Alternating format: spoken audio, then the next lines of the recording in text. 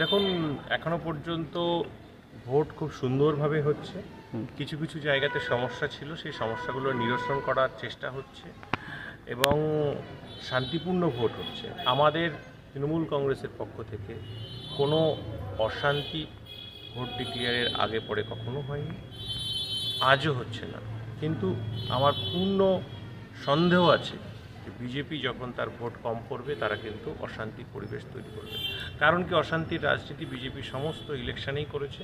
সেই জন্য আমি সকাল সকাল ভোট দিয়ে আমি বেরিয়ে পড়েছি।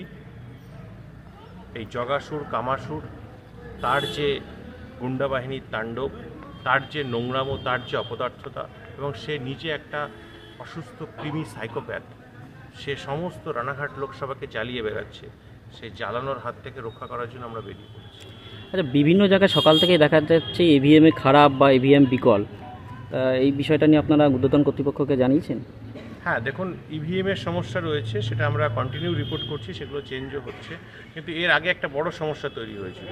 গতকাল বিজেপি নির্বাচন কমিশনকে প্রভাবিত করে তারা আমাদের 1982টা বুথ, 1982-83 যে আমাদের বুথ রয়েছে, সেই বুথে তারা আমার যে এজেন্ট তার সিগনেচার না দিয়ে অন্য সিগনেচার দিয়ে তারা সমস্ত ফর্ম পাঠিয়েছিল। তো সেই জায়গায় দাঁড়িয়ে একটা বিভ্রান্তি তৈরি হয়েছিল। আমরা প্রেশার ক্রিয়েট করার পর সারা রাত জুড়ে সেটা চেঞ্জ হয়েছে, সকালেও চেঞ্জ হয়েছে।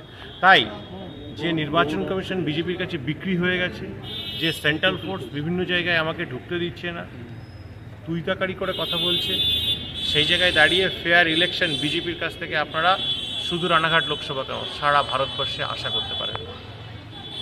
কি মনে হচ্ছে কত পার্সেন্টেজ ভোট পড়তে পারে, মানে আপনারা যে অভিযোগটা করছেন? আমার আশা 75 to 80 এরকম মোটামুটি ভোট পড়তে পারে।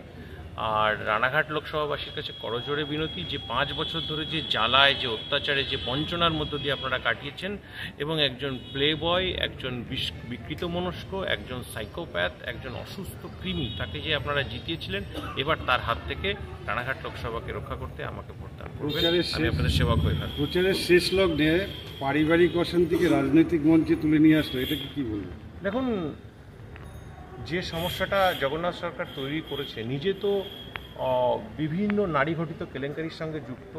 এই বয়সে একজন শারীর শিক্ষার প্রাক্তন শিক্ষক সে কিভাবে এইরকম নোংরামোর সঙ্গে যুক্ত হতে পারে? এবং নদিয়ার পবিত্র ভূমি, যেখানে প্রত্যেকটা মানুষ ধার্মিক, সারা পৃথিবীর মানুষ আসে এখানকার চরণধুলি গ্রহণ করতে, সেই জায়গায় দাঁড়িয়ে সেখানকার সাংসদ হয়ে, সে যে পার্টিরই হোক না কেন, এত নোংরা, ব্যভিচারী, নীচ এবং অসুস্থ মানসিকতার হতে পারে, সাইকোপ্যাথ বলতে পারে, সেটা কিন্তু নদিয়ার মানুষ ভালোভাবে গ্রহণ করছে না।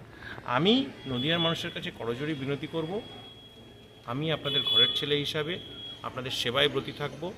আপনারা আমাকে রাজনীতির ঊর্ধ্বে উঠেও ভালোবাসেন, সেই ভালোবাসা এবার 4 নম্বর বোতাম টিপে জোড়া ফুল চিহ্নে ব্যালট বাক্সে দিন, তাহলে আমি আপনাদের কাজ করব।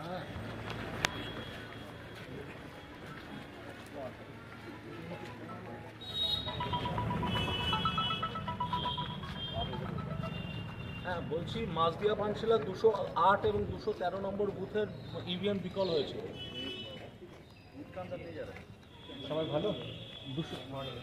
208 213 ইভিএম খারাপ হয়ে গেছে ক্যান্ডিডেট।